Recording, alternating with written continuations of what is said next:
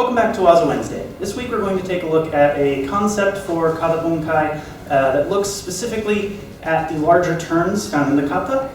We've previously done a Waza Wednesday looking at this as techniques for throwing, and this week we're going to take that same approach, but we're specifically going to highlight the Kuzushi component, the off-balancing of the opponent. So for some simple examples of how you can use the techniques just before the turns as ways to off-balance your opponent to get into the throws, we can look at the fact that most of those kata have a step forward before the turn. All 5 of the Pinan kata, for example, have a step forward of some type before they turn, either 180 degrees or 270 degrees.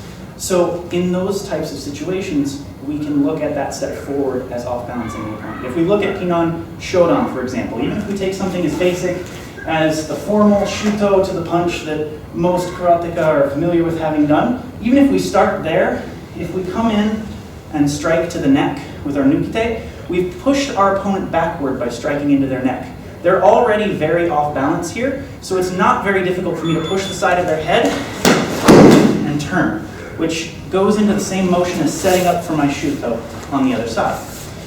If we look at Pinan Nidan, again from just something as simple as the basic high block that most people have done, if you come in from there into your next high block, you drive the opponent's head back, and that gives you the opportunity to press their head around as you set up for your low. Pinan Sandan's a little different. It doesn't have that full turn, but it does still have a step forward before a turn. So if we look at this again from something as simple as a basic block here, or even if we're clinched up, if I wanted to just make some space, we still end up in this hammer fist position and I step forward and strike. So once he's punched or I've grabbed in some fashion here, if I step in and strike, I still get this off balancing. Now, if he tries to come back forward, maybe I follow and push his head down this way. Alternatively, I can use that hand to check his leg. So from the same beginning, here, I can bring this down to make sure he can't step around and pull across this way. Pinan Yandan is different in that it has a spin, but it's a much tighter one. And we don't actually even need to get to the spin to do a takedown, because that full step coming forward can be the takedown as well. So if we look at the move before it as this cover and strike, the next technique is a kick to the leg. That's an off-balancing technique in and of itself because you've disrupted their base.